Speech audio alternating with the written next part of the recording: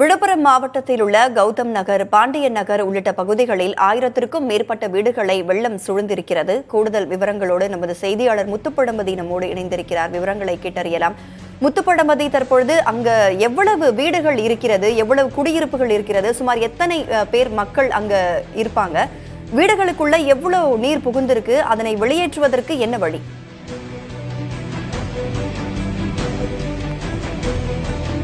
ராதா, விழுப்புரத்தை பொறுத்தவரையில் கடந்த 30 ஆண்டுகளுக்கு பிறகு இந்த ஆண்டு ஒரு வரலாறு காணாத மழையை பெய்திருக்குன்னு சொல்றாங்க. அப்படி பெய்த மழையில நகரின் பல்வேறு பகுதிகளிலும் பெரும் பாதிப்புக்குள்ளானது. சில பகுதிகளில் இன்று தண்ணீர் வடிய தொடங்கியிருக்கு.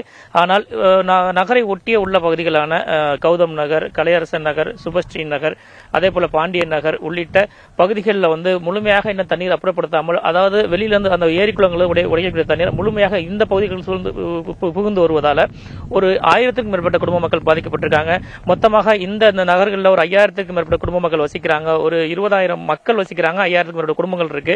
தொடர்ந்து நகர்பகுதியிலிருந்து வெளியேறக்கூடிய தண்ணீர் இந்த குடியிருப்பு பகுதியில் புகுந்து வருவதால அந்த மக்கள் பெரும் பாதிப்புக்கு உள்ளாயிருக்காங்க. வெளியில கூட போக முடியாத சூழலுக்கு உள்ளாயிருக்காங்க. இது குறித்து அந்த பகுதியை சேர்ந்த ஒரு இருக்காரு கேட்போம். ஐயா, இப்போ 5000 வீடுகள் இருக்குன்னு சொல்றீங்க. 20 ஆண்டுகளுக்கு பிறகுதான் இந்த பாதிப்பு வந்திருக்குன்னு சொல்றீங்க. இப்போ எத்தனை நாளா இந்த பாதிப்பு இருக்கு? எவ்வளவு தண்ணி எத்தனை வீடுகள் தேங்கி இருக்கு? இது ஒரு 5000 வீடுகள் அப்படி தேங்கி இருக்கு. ஒரு மழை வரும்போதெல்லாம் இப்படிதான் இருக்கு. மழை வரும்போதெல்லாம் இந்த ஓடை மேல அப்படிதான் தண்ணி போயிட்டு இருக்கு.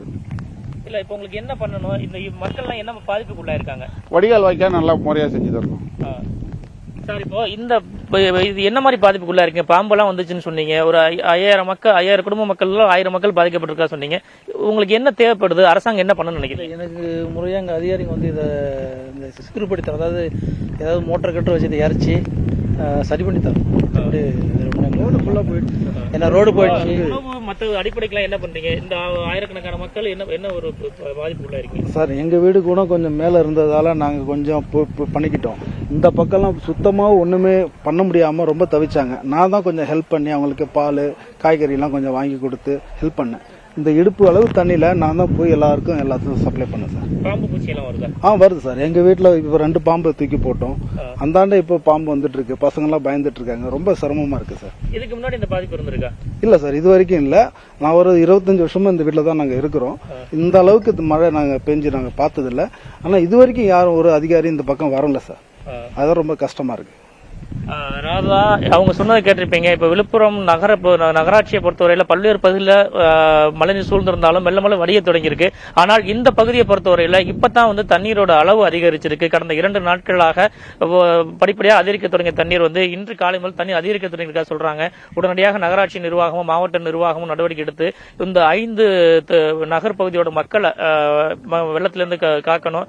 மேலும் அவங்களுக்கு தேவையான அடிப்படை மற்றும் அத்தியாவசிய வசதிகள் செஞ்சு கொடுக்க வேண்டும் என்பதை அனைவரும் எதிர்பார்ப்பார். நிச்சயமாக முத்துப்பழம்பதி, விவரங்களை வழங்கியமைக்கு நன்றி முத்துப்பழம்பதி.